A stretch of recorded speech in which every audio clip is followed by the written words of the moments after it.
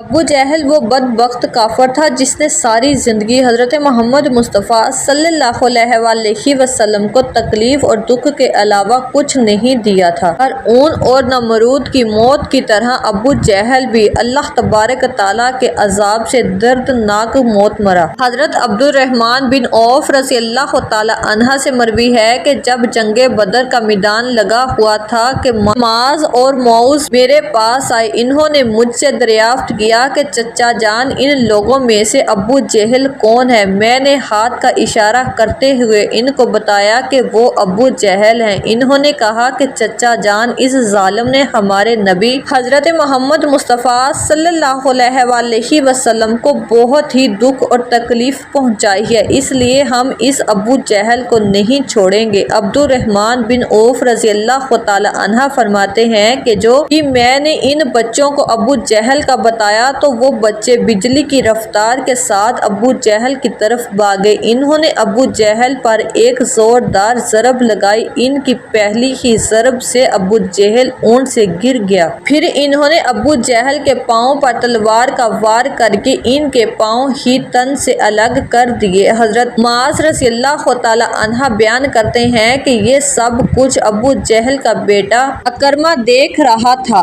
اکرمہ نے وار کر کے میرے بازو کو کاٹ دیا۔ میرا بازو کندھے سے لٹک رہا تھا، پھر میں اس لٹکے ہوئے بازو کے ساتھ ہی بڑی تیزی کے ساتھ لڑ رہا تھا۔ جب بازو مجھ میں بہت ہی زیادہ تنگ کرنا شروع کر دیا تو میں نے بازو کو اپنے ہاتھوں کے نیچے رکھا اور زور لگا کر بازو کو اپنے جسم سے جدا کر دیا۔ حضرت معاذ رضی اللہ تعالیٰ عنہ سے مروی ہے کہ میں نے موقع پا کر ابو جہل پر پھر وار کیا، جس سے ابو جہل کے جسم سے خون کے فوارے جاری ہو گئے۔ ابو جہل کو موت کے گھاٹ اتار کر یہ دونوں بچے رسول خدا صلی اللہ علیہ وآلہ وسلم کے پاس جا کر عرض کرنے لگے، یا رسول اللہ صلی اللہ علیہ وآلہ وسلم، ہم ظالم ابو جہل کو قتل کر کے آئے ہیں۔ ایک روایات میں آتا ہے کہ ابو جہل ابھی قتل نہیں ہوا تھا بلکہ وہ درد سے چلا رہا تھا، تڑپ تڑپ کر درد سے چلاتے ہوئے موت کا انتظار کر رہا تھا۔ جب جنگ بدر ختم ہوئی تو نبی کریم صلی اللہ علیہ وآلہ وسلم نے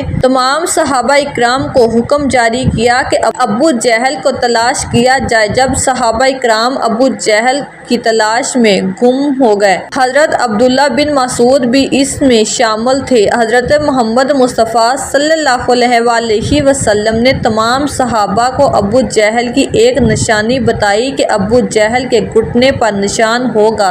صحابہ اکرام نے عرض کیا، یا رسول اللہ صلی اللہ علیہ وآلہ وسلم، ابو جہل کے گھٹنے پر وہ نشان کس طرح آیا تھا؟ آپ صلی اللہ علیہ وآلہ وسلم نے فرمایا، ایک دفعہ میں اور ابو جہل عبداللہ بن خان کے گھر دعوت میں شامل تھے۔ اس وقت تمہاری عمریں بہت ہی چھوٹی تھی، ہم دونوں میں کسی بات کو لے کر لڑائی ہوئی تو میں نے ابو جہل کو زور سے دھکا دیا، جس کی وجہ سے ابو جہل زمین پر گر پڑا۔ ابو جہل کے گھٹنے پر گہرا زخم آ گیا، وہ زخم تو ٹھیک ہو گیا لیکن اس کا نشان آج بھی ہے۔ حضرت عبداللہ بن مسعود رضی اللہ تعالیٰ عنہ فرماتے ہیں کہ میں میدان میں ہر لاش کو الٹا الٹا کر دیکھ رہا تھا کہ مجھے ایک جگہ پر ابو جہل زخمی حالت میں نظر آیا۔ میں اس کے پاس گیا تو میں نے دیکھا ابھی وہ مرا نہیں تھا بلکہ زندگی کی آخری سانسیں لے رہا تھا، اس کے جسم سے خون کے فوارے جا رہے تھے۔ پھر میں نے امام الانبیاء حضرت محمد مصطفیٰ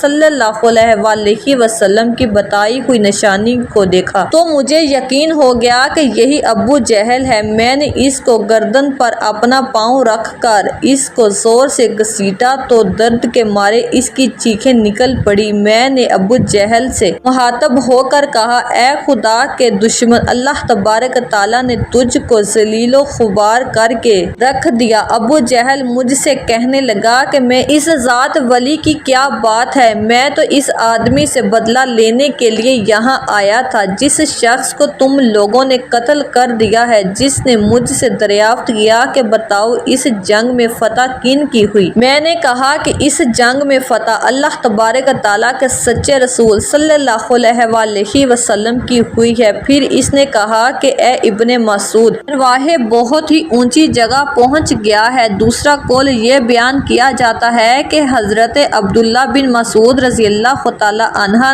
بیان کرتے ہیں کہ میں نے ابو جہل سے کہا کہ تیرا قاتل میں ہوں۔ ابو جہل نے کہا کہ نہیں، تجھ سے پہلے مجھے کوئی اور قتل کر کے گیا ہے۔ ایک قول یہ تو بیان کیا جاتا ہے کہ جب ابن مسعود رضی اللہ تعالیٰ عنہ ابو جہل کے سینے پر بیٹھ کر کہنے لگے، اے اسلام کے بدترین دشمن، تم تو فرعون سے بھی زیادہ بدبخت نکلے۔ فرعون نے بھی مرتے وقت اپنی غلطیوں کو مان لیا تھا کہ میں غلط تھا، لیکن تم تو مرتے ہوئے اسلام کے خلاف بکواس کر رہے ہو۔ یہ سن کر ابو جہل نے جواب دیا کہ اپنے آقا حضرت محمد مصطفیٰ صلی اللہ علیہ وسلم کو جا کر میرا یہ پیغام دینا کہ ابو جہل تو اس دنیا سے چلا گیا ہے، لیکن وہ یہ پیغام دے گیا ہے کہ حضرت محمد مصطفیٰ صلی اللہ علیہ وسلم کا سب سے بڑا دشمن میں ہوں۔ ابو جہل کی زبان سے یہ سن کر میں نے ابو جہل کی تلوار سے ابو جہل کے جسم سے اس کا سر جدا کر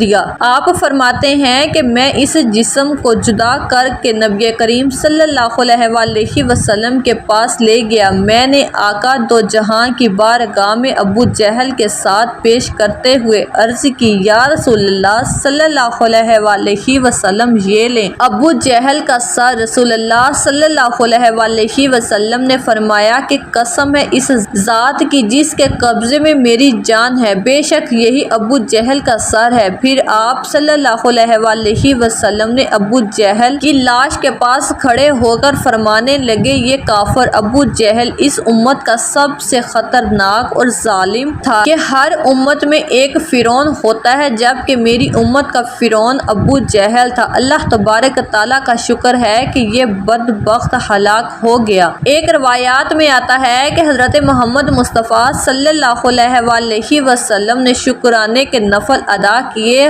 آپ صلی اللہ علیہ وسلم کے فرعون پر ابو جہل کی لاش کا سر اور قریش کی ٹوپی سرداروں کو ایک کنویں میں پھینک دیا گیا۔ اس کے بعد نبی کریم صلی اللہ علیہ وسلم 3 دن میدان بدر میں رہے۔ وہ جاتے ہوئے اس کنویں پر بھی گئے تھے جہاں کفار مکہ کی لاشیں پھینکی گئی تھی۔ حضرت محمد مصطفیٰ صلی اللہ علیہ وسلم کنویں پر کھڑے ہو کر قتل ہونے والوں کو یہ فرمایا کہ اے کنویں میں پھینکی گئی لاشوں، کیا تم نے اللہ تبارک تعالیٰ کے وعدے کو پورا کرتے ہوئے پا لیا؟ اللہ تبارک تعالیٰ کا وعدہ سچا ثابت ہو گیا۔ ایک روایات میں آتا ہے کہ نبی کریم صلی اللہ علیہ وسلم نے آدھی رات کے وقت ان تمام لاشوں کے نام لے کر فرمایا، اے ابو جہل بن ہاشم، اے رتبہ بن ابیا۔ اس طرح نبی کریم صلی اللہ علیہ وسلم نے سب کنویں میں پھینکی گئی لاشوں کے نام لیتے ہوئے فرمایا کہ کیا تم نے اللہ تبارک تعالیٰ کا وعدہ پورا